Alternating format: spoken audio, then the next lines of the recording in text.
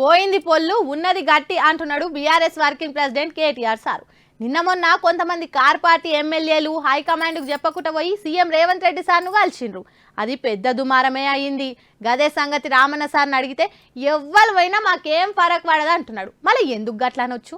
పుట్టేటప్పుడు ఒక్కలమే పుట్టినాము, పోయేటప్పుడు ఒక్కలమే పోతాము. నడమంత్రాన వాటి గురించి ఆలోచన చేసి బేజా ఖరాబ్ చేసుకోవద్దని అంటున్నాడు కేటీఆర్ సారు. మీ లీడర్లు పార్టీ మారతారట, ఏం కథ అని అడిగితే మన ఇంటున్నోళ్లే మనోళ్ళు, నడమంత్రాన వచ్చి నడమంత్రాన పోయేటోళ్ళను పట్టించుకొని బతిలాడే లేనే లేదని అంటున్నాడు. పోతే పోయిర్రు, వాళ్ళతోటి ఊదుగాలే లేదు, పీర్లేసే లేదు. పోయింది పొల్లు ఉన్నది గట్టి అని అంటున్నాడు. కొంతమంది అధికార పార్టీ వాళ్ళు ఇస్తామన్న పైసలు పదవుల ఆశకు కారు గుర్తుకు డోకా వేసి కాంగ్రెస్ లో చేరుతున్నారు. ముఖ్యంగా స్థానిక సంస్థల అవిశ్వాసాలు వెనుకపోంటి ఇదే కథ అవుతున్నది. అధికారం బలంతో ప్రతిపక్ష నాయకులను నయానో భయానో బెదిరించి అవిశ్వాసాలు పెట్టించి బీఆర్ఎస్ ను పల్స చేసే కుట్ర నడుస్తుందని అంటున్నాడు. ఇది ఇట్లుండగానే కొంతమంది ఎమ్మెల్యేలు కూడా హైకమాండ్ కు చెప్పకుంటేనే పోయి సీఎం ను కలిసిరు. ప్రతిదీ హైకమాండ్కి ఎప్పిపోతారా ఎట్లా అని ఉల్టా వాళ్ళే అంటున్నారు. కానీ మీదికి అట్లనన్నా ఖచ్చితంగా కప్పగంతులు వేస్తేందుకు వాళ్ళు తొవ్వ సాఫ్ చేసుకుంటున్నారన్న సంగతి లోకమంతా కూడా కూస్తున్నది. ఒకవేళ అసంటోలు పోయినా పార్టీకి పెద్దగా ఫరక్ పడది. ఎందుకంటే రాజశేఖర రెడ్డి సార్ టైములనే టీఆర్ఎస్ ను లేకుండా చేస్తేందుకు ఎన్ని కుట్రలు చేయాలనో చేసిర్రు. కానీ వాళ్ళ పప్పులేం ఉడకలేవు. ఇప్పుడేం చేస్తారని అంటున్నాడు. అయితే కాంగ్రెస్ పార్టీ అసలు టార్గెట్ వేరే ఉన్నదట.